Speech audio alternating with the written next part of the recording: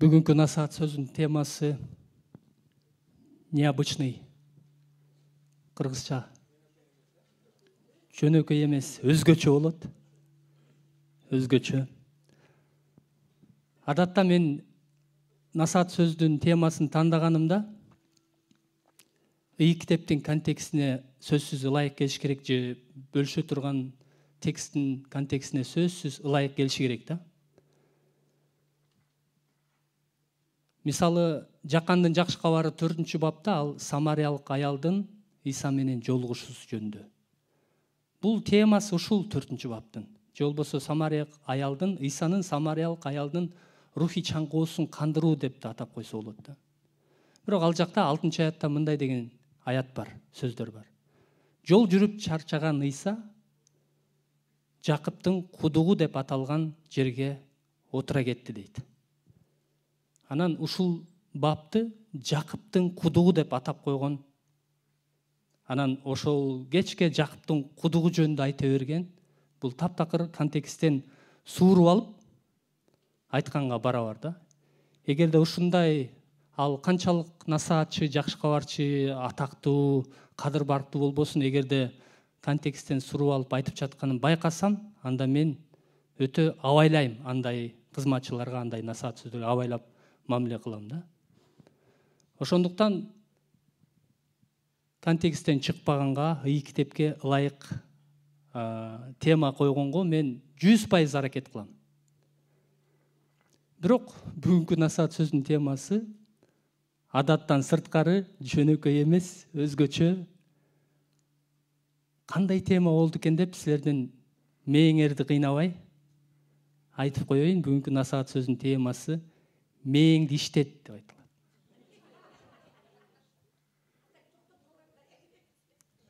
Муну менен силерге сиздердин мээңер иштебейт деп айткым келген жок. Таптакыр андай эмес. Сиздердин мээңиздер сонун иштеген үчүн бул жака келип, сүйлөп, күлүп, кызматка катышып отурасыздар. Бирок мен ишенем, биз мээбиздин потенциалын 100% колдонбойбуз. Мээбиздин кайсы бир бөлүктөрү бар, ошол бөлүктөрүн биз 100% колдонбойбуз. Ошондуктан бүгүнкү насаат сөздөн кийин сиздер жыйындан үйдү көздөй кетип бара жатканыңызда кантип мен мээмдин потенциалын 100% колдонсом болот деген, жок дегенде суроо менен кетесиздер деп үмүттөнөм. Ал эми бул мээңди иштет, мен көбүнчө апалар, менден улуу агалар, мен курактуулар, атүгүл менден кичүүлөр үчүн дагы мен мындай сылыгыраак айтайын, мээңизди иштетиңиз деп. Теманы ушинтип өзгөртүп коеюн, мээңизди иштетиңиз деп. Ал эми ушул тема мен жогоруда айткандай ый китептин контекстине кандай ылайык келет болду экен деп өзгөчө мындай теологиялык билими барлар, ый китепти жакшы терең окугандар ойлонуп жатсаңыздар керек. Кандайча ылайык келет болду экен деп. Мен дагы ушул теманы таңдаганымда ойлондум. Анткени мен оюмда эмне жөнүндө бөлүшөрүмдү алдын ала билгем, бирок теманы ушинтип атаганымда мен ойлондум дагы, ый китептен мээ деген сөздү издеп, бир дагы мээ деген сөздү тапкан жокмун. Жок экен андай сөз, мээ деген. Бирок мээге жакын сөздөр аябагандай көп экен. Кандай деп ойлойсуздар? Кайсы сөздөр жакын сөздөр мээге? Ой, азаматсыздар. Ошо силерге үйрөтпөй деле койсом болот экен. Акыл ой, акыл эс, эстүүлүк, зээндүүлүк, жана башка орусчасын карасаң аябагандай разум, ум, благоразумие шыгылып аябагандай көп экен. Анан ойлодум, ый китептин контекстине ылайык келет экен көрсө. Деп анан баягы мээни иштеткендер жана мээсин иштетпегендер жөнүндө ый китептен мисалдарды карадым да. Анан аябагандай кызыктуу нерселерди таптым ал жактан. Бир эле, аябагандай көп, бирок мен бир эле мисалын окуп берем, анан дагы бир мисал байыркы келишимден айтып берем. Римдиктер 1-чи бап 21-ден 22-ге чейинки аяттарда мындай дейт. Анткени алар Кудайды таанып билип туруп, аны Кудай катары даңкташкан жок. Ага ыраазычылык билдиришкен жок. Тескерисинче куру кыялдарга батышты. Алардын эч нерсени түшүнбөгөн жүрөктөрү караңгыланды. Өздөрүн акылдуу эсептеп, акылынан ажырашты дейт. Римдиктер 1:21-22. Андан кийинкисин мен айтып турам. 22 аятта өзгөчө айтып атат. Өздөрүн акылдуу эсептеп, акылынан ажырашты дейт. Акылынан ажырашты. Башкача айтканда, мээлерин иштетишкен жок.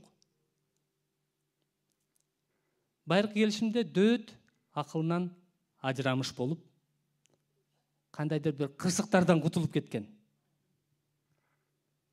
Анан дагы акылынан ажыраган, же болбосо акылы жок деген мисалдар көп эле ий китептен. Атүгүл жаңы келишимде дагы Исаны ал акылынан айнып калыптыр деп жалган айып менен айыпташкан. А бирок Иса өзүнүн акылын 100%, андан да көп ашыгы менен колдонгон. Туурабы? Ий китепке ылайык Кудай кандай акыл берсе, Кудай кандай күч берсе, кандай потенциал берсе, ошону ал ашыра колдонгон. Элчи Павылды дагы ошентип айыпташкан.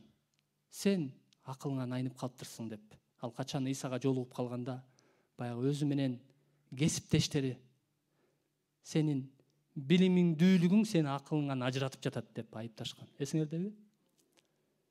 Бирок булар акылынан айныган эмес. Элчи Павыл дагы, ооба, Исаны бизге де, эми ал Кудай да деп кичине өзүбүздү сооротуп, биз андай боло албайбыз деп кичине өзүбүздү сооротуп коебуз. Бирок элчи Павыл жана элчилер, алар өздөрүнүн акылын, өздөрүнүн мээсин 100% колдонушкан. Кудай кандай потенциал берсе, ошону ашыра колдонушкан.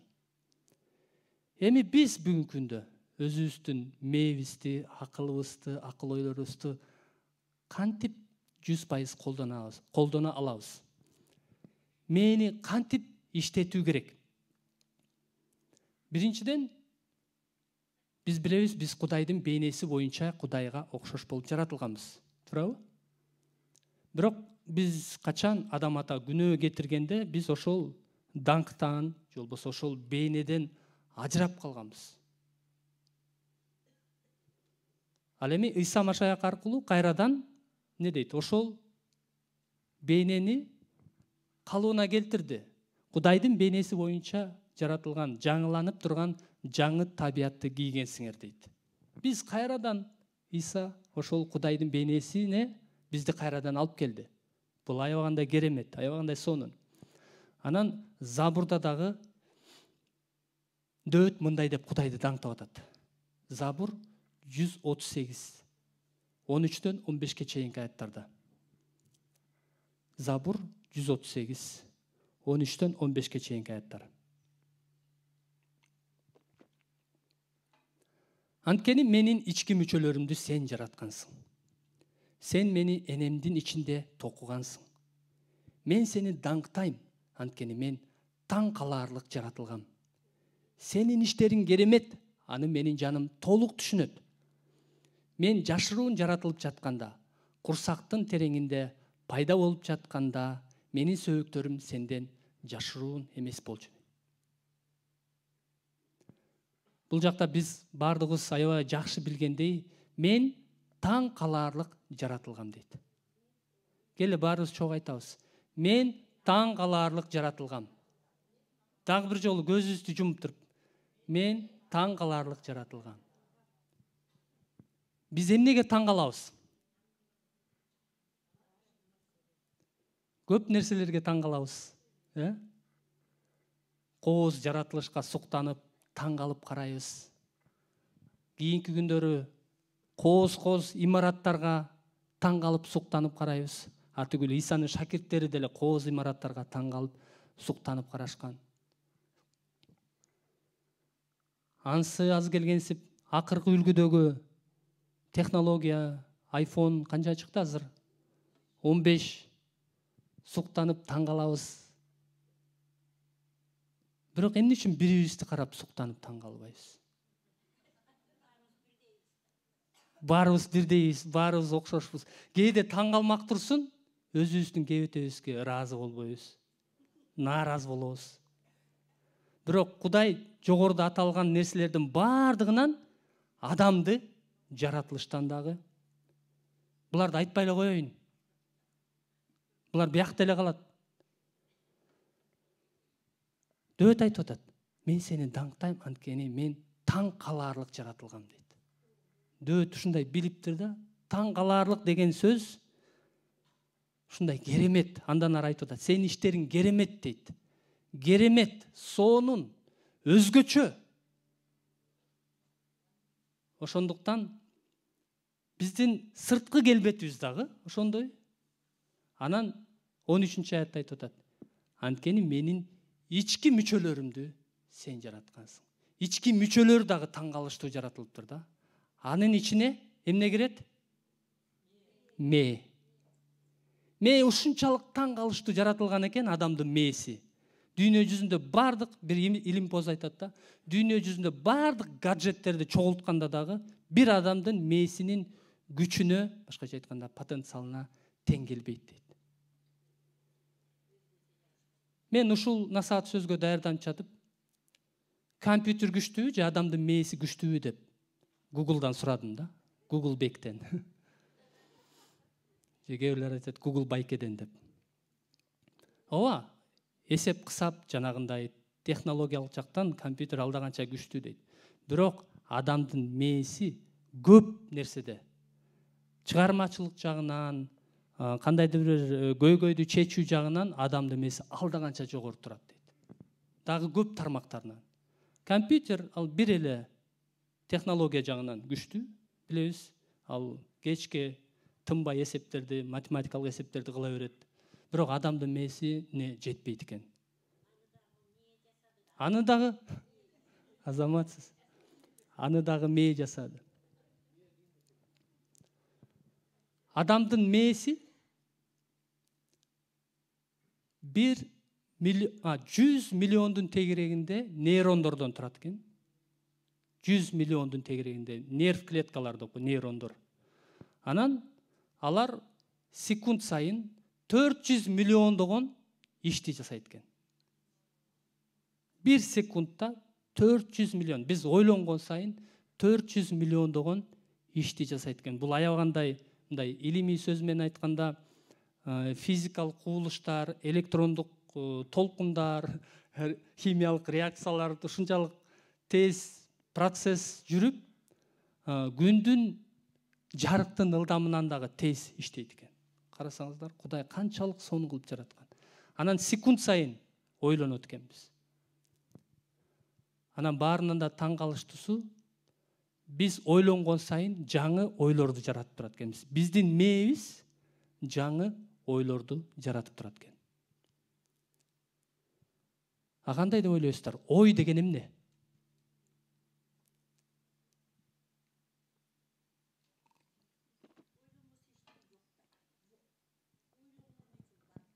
Ойлонгон үчүн бар. Бардыгы ойдон башталат. Ой бул илимий сөз менен айтканда, бул мээ кыртышында жайгашкан реалдуу физикалык чоңдук дейт. Жалпак сөз менен айтканда бул реалдуу нерсе. Мисалы мен абага салыштырам да. Абаны биз кармай албайбыз, көрө албайбыз, жыттай албайбыз, даамдай албайбыз, сезе албайбыз. Туурабы? Бирок бар экенин билебиз. Илимий сөз менен айтканда кислород деп коет, Кислородсуз биз жашай албайбыз. Дем ала албай жашай албайбыз. Мен мисалы үчүн Эсенбайкеге барып, Эсенбайке аба бар деп далилдеп кереги жок. Ал билет, баарыбыз билебиз аба бар экен, анткени ансыз жашай албайбыз. Ошол сыяктуу эле ой дагы реалдуу нерсе. Мээнин кыртышында жайгашкан реалдуу нерсе. Биз секунд сайын жогоруда айтканда ойлонот экенбиз. Атүгүл уктап жатканда да ойлонот экенбиз. Уктап жатканда биздин ойлорубуз кээде түш болуп кирет экен. Анан ойлонгон сайын мен жогоруда айттым, биздин ойлорубуз мээбиздин формасын өзгөртөт экен. Бул абдан мен үчүн таң калыштуу болду. Ойлорубуз биздин мээбиздин формасын өзгөртөт экен, түзүлүшүн. Анан баарынан дагы таң калыштуусу, жакшы ойлор адамдын мээсинин түзүлүшүн жакшы жака өзгөртөт экен. А жаман ойлор жаман жака өзгөртөт экен. Бул аябагандай ойгото турган. Эгерде бул чындыкты эртерээк түшүнгөнүмдө, мен бир дагы жаман ойго жол бермемесин деп ойлоп коем. Бирок Кудайдын белгилеп койгон өзүнүн убактысы бар. Анткени мындай экен да. Биздин мээбиз биздин денебизди башкарат. Денебиздин бүт мүчөлөрү биздин мээбизге баш ийет. А мээбиз биздин акылыбызга, ойлорубузга баш ийет. Ошондуктан оюбуз менен биз жаман ойлосок, анда жаман ойлор биздин мээбизди формасын, түзүлүшүн жаман жака өзгөртөт дагы, ал мээбиз биздин бүт эмнебизге жаман таасирин тийгизет? Денебизге. Ошентип биздин ойлорубуз эле биздин ден соолугубузга жана биздин чөйрөбүзгө, жашообузга оң же терс таасирин тийгизет экен. Ошондуктан бүгүндөн баштап эгерде жаман ойлор болсо, анда ошол жаман ойлордон баш тартып, жаман ойлорду талкалап, ыйык жазууда билебиз, бир нече аяттар бар. Филиппиликтер бар 4:8. Эмне туура, эмне чындык болсо, ошону ойлогула. 1-Корунтуктар 10-бап 3-5 чейин биз андай жаман ойлорду Кудайдын күчүнө куралдар менен талкалайбыз дейт. Жана бардык ойлорду машаякка тил алдыруу үчүн туткундайбыз дейт. Анан Римдиктер 12-бап 2-аятта мындай дейт. Римдиктер 12:2. Бул дүйнөгө ылайыкташпагыла. Тескерисинче, Кудайдын жакшы, өзүнө жаккан жана жеткилең эрки эмне экендигин таанып билүү үчүн акыл оюңарды жаңылантып туруу аркылуу толугу менен өзгөргүлө дейт. Акыл ойду жаңылантып туруу аркылуу. Мээңерди, акыл ой мээге таасирин тийгизет, иштетип, жаңылантып туруу аркылуу өзгөргүлө дейт. Бул илимий жакында эле ачылыш болгон илим тармагынан бул нейропластика деп коет. Нейро бул мээ, пластик деген сөз түшүнөбүз, пластичный деп коет, ийилчээк, ийкемдүү, өзгөрүүгө жөндөмдүү. Бул мээ ушундай экен. Буга чейин 70-80 жылдарга чейин илимпоздор мээ бул өзгөрбөгөн катуу нерсе деп тыянак чыгарышкан экен да. Эгерде адам кандайдыр бир жашоосунан травма алган болсо, авариядан кандайдыр бир травма алган болсо, анда анын мээси уже өзгөрбөйт, оңолбойт, айыкпайт. Демек, ошого адаптация болуш керек деп тыянак чыгарышкан экен. Бирок жакында эле ачылыш болгон. Нейропластика, мээ бул ийилчээк. Анан бул таң калыштуу нерсе, бул көрсө ий китепте 2000 жылдар мурун эле жазылган экен. Оюңарды жаңылантып туруу аркылуу толугу менен өзгөргүлө деген сөз мээнин ийилчээктиги бул эч ак эле атүгүл жаңы келишимге чейин байыркы келишимде эле жазылган. Ошондуктан бул чындыкты түшүнгөндөн кийин биз бүгүндөн баштап кандай чечим чыгарабыз? Буга чейин жаман ойлорго жол берип келген болсом, дагы эле ошол жаман ойлор менен жаман таасирдин астында мээңдин формасын жаман жака өзгөртүп, ал менин ден соолугума, денеме жаман таасирин тийгизип, анан айлана чөйрөмө, келечегиме терс таасирин тийгизет. Ошол ой менен эле жашай беремби? Же бүгүндөн баштап жакшы ойлорду ойлоп баштаймбы? Амин. Жакшы ойлорду ойлоп башташ керек. Акыркы илимий изилдөөлөргө ылайык, денелик жана психикалык оорулардын 75-98% чейингиси адамдын туура эмес ой жүгүртүүсүнө экен. Туура эмес ой жүгүртүү жандык жана денелик ооруларга дагы таасирин тийгизет экен. Ал эми 2%-дан 25% чейинкиси гана айлана чөйрөгө же генетикага байланыштуу болот экен. Бул статистика абдан таң калтырат. Демек, денелик ооруларга дагы, ойдун чоң таасири болот экен.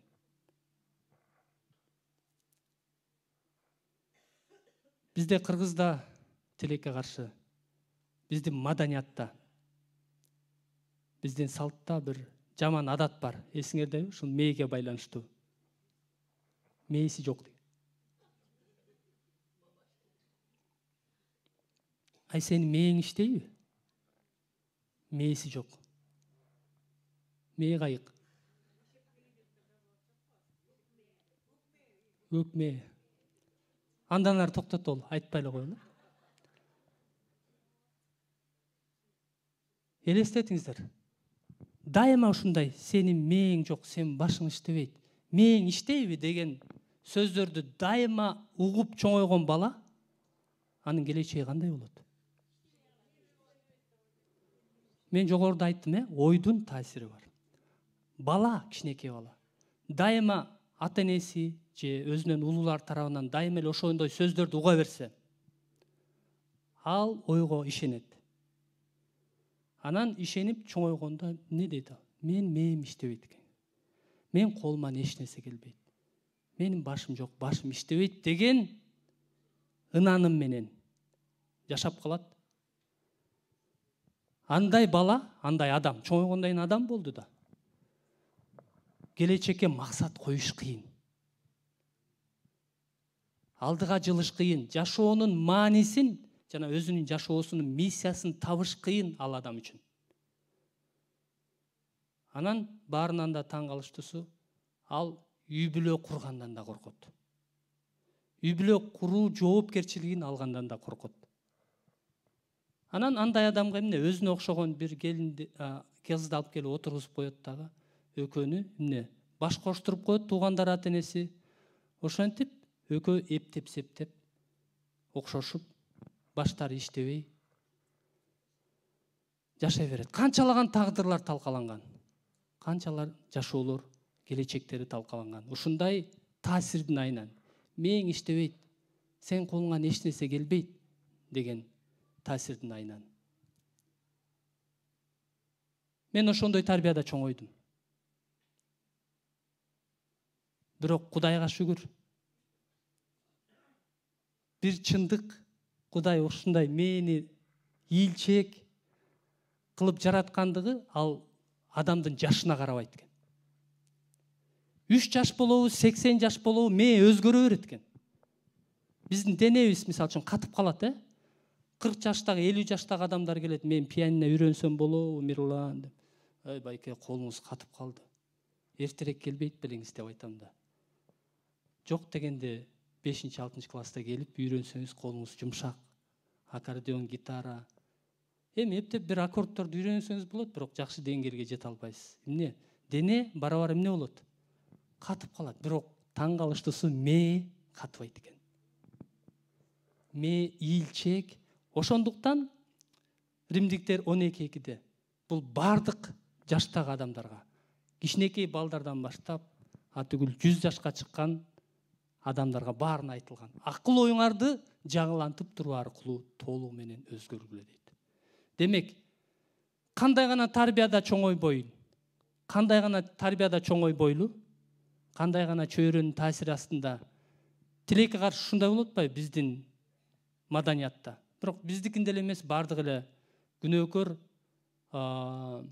адамдын жашоосунда көпчүлүгү эле ушундай болуш керек. Бирок кээ бир улуттар бар, ушундай. Дайыма балдарына жакшы сөздөрдү айтып, сенин колуңан келет, сен кыла аласың деп чоңойткон адамдар бар. Мисалы, Пикассо билесиздерби? Пикассо ким болгон? Сүрөтчү. Дүйнөгө атагы чыккан, шедевр сүрөттөрдү тарткан сүрөтчү болгон. Анын апасы кичинекей чагында бир барака жөн эле чиймелеп келсе эле, апасы дайыма тамга, холодильникке чаптап коюп, холодильник бар беле ал убакта, жок беле билбейм, чаптап коюп, анан мактач экен да дайыма.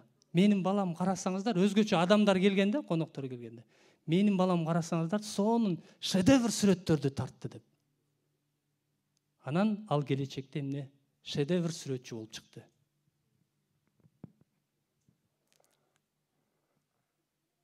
Бул жүздөн же миңден бир тарбия.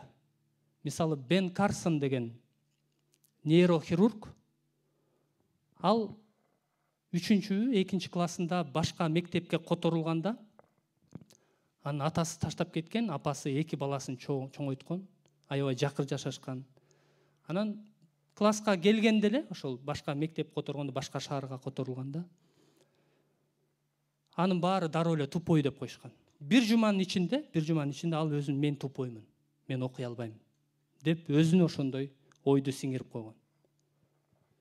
Бирок апасы ал байлардын үйүн тазалап иштеп жүрөт да, нянька, уборщик болчу. Анан байлардын үйүндө толтура китептерди көрөт. Анан өзүнө суроо берет. Байлар эмне үчүн бай?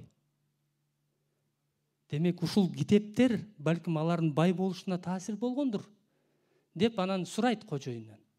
Сиз ушул китептин баардыгын окуп чыктыңыз беле? Десе, жарымынан көбүн окугам дейт. Ошондо анан үйүнө келет дагы 2 баласына. Бүгүндөн баштап бир жумада 2 передача көрөсүңөр телевизордон. Көчөгө чыгып ойногонго чейин бир жумада 2 китеп окуйсуңар. Десе, балдар аябагандай, мама, апа, сиз аябагандай ташпоорсуз деп налышат. Бирок апасы аябагандай чечкиндүүлүк менен ошондой балдарына ошондой тапшырма берет. Анан Бен Карсон деген кичи уулу айтат. Библиотекага биринчи жолу агам экөөбүз баратабыз дейт. Библиотека кайсагында кайсы китеп билбейбиз, өмүрүбүздө биринчи жолу кирип көрдүк. Анан мен биринчи оюм деле окуганга жана түшүнгөнгө эң жеңил китепти табайын деп. Кайсы китепти тапты деп ойлойсуздар?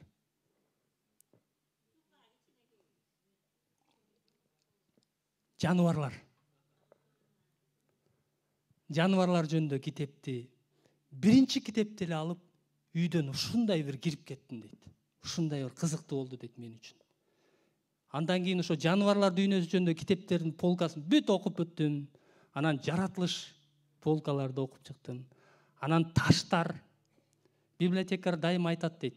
Жаңы китеп келди, мен аны сага сактап койдум деп. Ал айт таштар жөнүндө. Анан мектепте баягы дайыма 2ге жаман окуп жүргөн эме бала. Дайыма сабактан кетип бараткандан кийин мындай таштарды тепкилеп, поезддин жолунун жээгинде ушинтип барчу экен да, анан ошол таштардын ар биринин аталышын билет экен. Анан сабакта химия сабагы, кайсы сабагы билбейм, бирок мугалим сурайт экен баардык окуучулардан. Ташты көтөрүп. Бул эмне деп аталат? Кайсы таш? Десе, тиги Бен билет, бирок баягы дайыма жооп берип жүрбөгөн ал ушуну унчукпай отурат, эч ким жооп бербейт. Анан колун көтөрөт.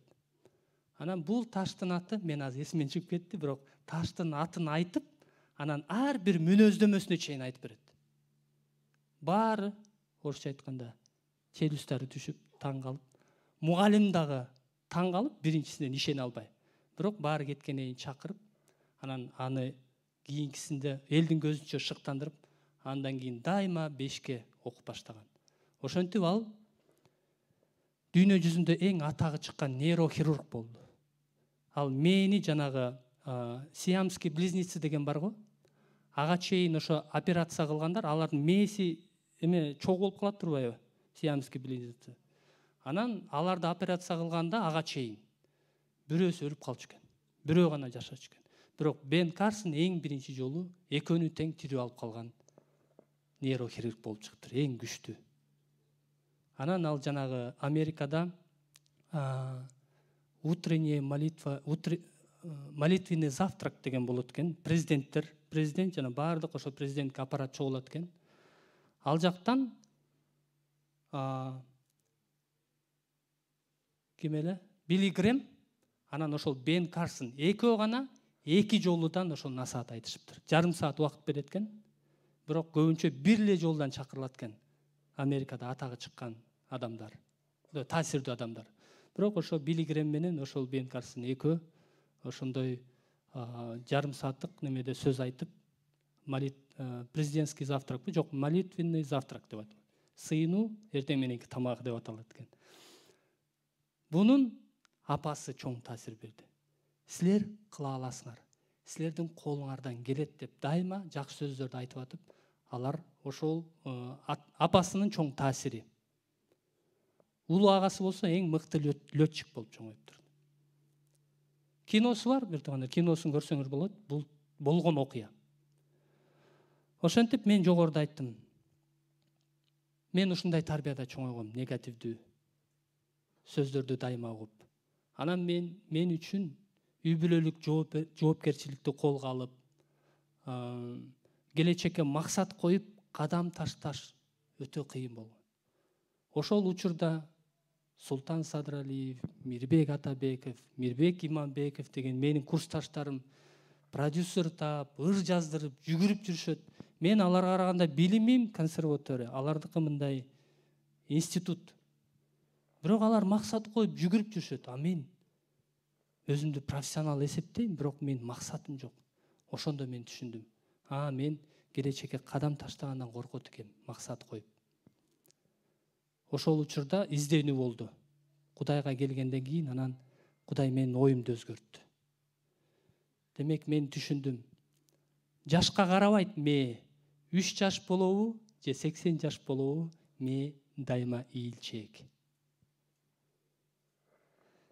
Ушул насаат сөзгө даярданып атып, мен кече эле кичинекей жашта 1 жаштагы баламдын мындай реакциясына аябай таң калдым да. Ал ыйлап атат, деге кухняда манты жасап атышат, ашкабак менен. Анан ашкабактын немелери бар го, данектери. 3-4 алдым дагы, ал ушуну бир нерсени кармагысы келет да кичинекей бала. Анан дароо эле оозуна салат да. Анан аны жууп, столдун үстүнө коюп койдум, анан колу менен кармай албай атат. Мындай жылмакай болуп кармай албай атат. Кармаса эле оозуна салат, кармалса эле оозуна салып баратат. Анан мен дароо эле алып коем. Болбойт, салба, 3-4 жолу ошенттим. Мен бирөөнү данегин ачып бергенче ошентип баланын чыдамы жок да. Оозуна салып баратса эле болбойт деп алып коюп атам. Качан мен 3-4 жолу ошол алып аракет кылганда мен колуман сыйгаланып атып, араң данегин ачтым дагы, берсем кармады да, анан мынтип мени карайт. Салайынбы, салбайынбы деп. Карасаңыздар 3-4 жолу эле мен салба дегенден кийин анын мээси эмне болду? Салбаш керек деген программа кирип калды. Демек, балдарды тарбиялоодо абдан маанилүү экен. Биздин сөздөрүбүз, ойлорубуз биринчиден өзүбүздүн жашообузда. Анан балдарыбыз, жакын адамдарыбыз, айлана чөйрөдөгү адамдарыбызга таасирин тийгизет.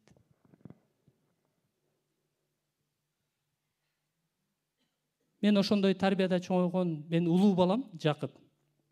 Компьютерде иштеп отурсам, ал 8ге чыгып калды. Мен жаныма келип, эми орусча тилекке каршы же бактыга жараша дейбиз. Орусча сүйлөп чоңоюп калышпады.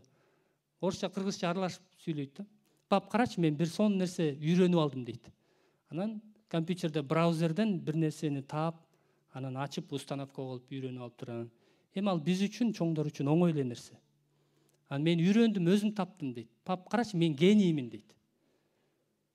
Анан мен биринчи менин адамдык реакциям, мунун эмнеси бар, оңой эле го деп оозуман чыгайын деп баратып, анан токтоп, ооба, азаматсың, сен генийсиң деп баягы менин тарбиямдагы терс таасирди ага өткөргөн жокмун. Мындайча айтканда, тукум куучулукту токтоттум мен. Кантип токтотобуз? Биз оюбуз менен отказ кылып токтотсок болот. Бул илимий жактан дагы далилденген экен. Сөзүмдүн жыйынтыгында, бир туугандар, Сулайман падыша дагы мындай дейт. Баарынан да сактай тургандан жүрөгүңдү сакта, анткени өмүрдүн булагы анда дейт. Бул жаңы котормодо эмнени ойлонуп жатканыңдан сак бол, анткени сенин ойлоруң сенин бүт жашооңо таасирин тийгизет дейт. Биздин ойлорубуз биздин бүт жашообузга таасирин тийгизет. Ошол эле акыл сөздөрдө адамдын ойлору кандай болсо, ал өзү да ошондой дейт. Ким болгуңуз келсе, оюңуздан баштаңыз. Анан бизде эң сонун мүмкүнчүлүк бар, бир туугандар. Мен жогоруда айттым, Кудай бизди кандай кылып жараткан? Таң каларлык, өзгөчө. Менин ички мүчөлөрүмдү сен жараткансың дейт. Мен мээ жөнүндө кыскача айтып бердим, кандай иштейт, 1 секундда 100 миллиондогон 100 миллион клеткалардан турат, анан 1 секундда 400 миллион ишти аткарат. Бул кандай чоң көлөм. Анан биз ушундай гана жаратылып тим болбостон, биз машаяк аркылуу биз мээбизде, акылыбызда Кудай менен байланышыбыз бар. Мен үчүн аябагандай чоң ачылыш болду. Ушул нерселерин албетте буга чейин окуп жүргөм, бирок биринчи бап, Эфестиктер 1 бап 19-аятта мындай дейт: ошондой эле анын бийлиги бар күчүнүн таасири астында ишенген биздин ичибизде аракеттенип жаткан анын кудурети канчалык ченемсиз экенин таанып билишиңер үчүн жүрөгүңөрдүн көздөрүн ачсын деп сыйынам дейт. Мага бул 4 сөз. Анын кудурети канчалык ченемсиз. Кудайдын биздин акылыбызда, бизде ыйык рух бар да. Ишенбегендерде ыйык рух жок. А бизде ыйык рух бар. Ыйык рухтун күчү, анын кудурети биздеги ченемсиз дейт. Демек, биздин акылыбызда, биздин мээбизде ченемсиз күч, ченемсиз кудурет бар. Анан ошол 2 бапта, Эфестиктер 2 бапта бизди машаяк менен бирге тирилтип, машаяк аркылуу асманга отургузду дейт. Биздин мээбиз менен акылыбызды иштетсек, биз асман менен байланыштабыз. Дайыма. Мен ушул чындыкты түшүнгөндөн баштап эртең менен отуруп, анан жанагы Кудайдын присутствиясы деген деп айтабыз го, Кудайдын катышуусу. Мен ушул нерсе бир китеп окуп атып, аны илимий мындай түшүндүрмөсүн окудум да. Кудайдын катышуусу мындай: концентрациялуу, бейпил абалга кирүү деп атайт экен илимий сөз менен. Мындай ой топтолгон бейпил абалга кирүү. Ошол абалга киргенде ойлоруңуздун баары топтолгон, чачыранды эмес. Бир жерге топтолгон, Кудай жана сиз тынч эле отурасыз. Ошол жактан Кудай ачылыштарды берет, Кудай сүйлөйт. Мына ушундай абалда дайыма болуп туруу адамга жан дүйнөсүнө дагы, денесине дагы оң таасирин тийгизет дейт. Адам көбүрөөк ушундай абалда болуп туруш керек дейт. Анан мен дайыма ушул нерселерди эстегенде, жана биз телефонубуздун Wi-Fi'ин күйгүзөбүз го, Wi-Fi иштеткенде тияка кошулат го, каякта турат Wi-Fi. Ошол сыяктуу эле биз мээбиз менен асманга, Кудайдын тактысына кошула алабыз. Анткени бул аят айтып атат: машаяк аркылуу асманга отургузду дейт. Биз машаяк менен бирге асманга, Кудайдын оң жагына отургузулганбыз. Кудай бизге ушундай потенциалды, мүмкүнчүлүктү берди. Амин. Ошондуктан дагы бир жолу жаман ой биздин мээбиздин формасын жаман жакка өзгөртөт. Жаман жакка өзгөргөн мээбиз мындай тырышып, жаман болуп, анан ал биздин денебизге дагы тескери таасирин тийгизет. Ал эми жакшы жакка, жакшы ойлор биздин мээбиздин формасын жакшы жакка өзгөртөт жана биздин денебизге дагы жакшы таасирин тийгизет. Ошондуктан бул ден соолукка дагы пайдалуу. Бүгүндөн баштап ар бирибиздин чечимибиз. Мен эч кимдерди мажбурлай албайм. Бирок мен жанагы Нундун уулу Жашия айткандай, мен жана менин үй бүлөм Теңирге кызмат кылабыз. Силерди билбейм деп Исраил элине айткан. Ага чейин окуткан Кудайдын сөзүн, бирок аягында ошентип айткан. Мен жана менин үй бүлөм Теңирге кызмат кылабыз деп айткандай эле. Мен дагы мээмди иштетем. Жана балдарыма, үй бүлөмө мээсин иштеткенди үйрөтөм. Силерди билбейм, заставить эте албайм. Үйрөнөм десеңер, мен атайын курс даярдап атам. Ким ошол курска жазылам десе, кызмат бүткөндөн кийин кайрылсаңар болот. Сыйналуу? Кел анда. Кудай бизге күч кубат берсин, акылмандык берсин, жана биздин чечимибиз Кудайга жаккандай болсун. Биз бүгүндөн баштап Кудай бизге берген мээбиздин потенциалын 100% иштетип баштайды. Амин. Кудайыбыз асмандагы Ата, сизге алкыш, сизге даңк, ыраазычылык, алкыш жана даңк болсун. Бизге ушундай таң каларлык, укмуш, керемет кылып жараткандыгыңыз үчүн, өз бейнеңиз боюнча өзүңүзгө окшош кылып жараттыңыз, Кудайым. Жана биз сиздин даңкыңыз үчүн жаратылганбыз. Сиз өзүңүздүн сөзүңүздү айтып жатасыз. Кудайдын жакшы өзүнө жаккан жеткилең эркин таанып билиш үчүн акыл оюңарды жаңылантып туруу аркылуу толугу менен өзгөргүлө деп. Биз акыл оюбузду дайыма күн сайын, секунд сайын жаңылантып турушубуз керек, Кудайым. Жана сиз бизге, машаякчыларга, сизге ишенгендерге өзгөчө артыкчылык бердиңиз. Биздин сиз менен байланышыбыз бар. Сиз бизди Иса Машаяк аркылуу асманга отургуздуңуз. Жана бизди отургузуп гана тим болбостон бизге ушул ыйык рухтун ченемсиз кудуретин бердиңиз. Ошондуктан биз ойлорубузду, жашообузду толук өзгөртө алабыз. Жакшы сизге жаккандай жашай алабыз. Жана балдарыбызга, жакындарыбызга дагы биз жакшы таасир бере алабыз, Кудайым. Рахмат, Иса Машаяктын атынан ыраазычылык менен сыйынабыз. Амин.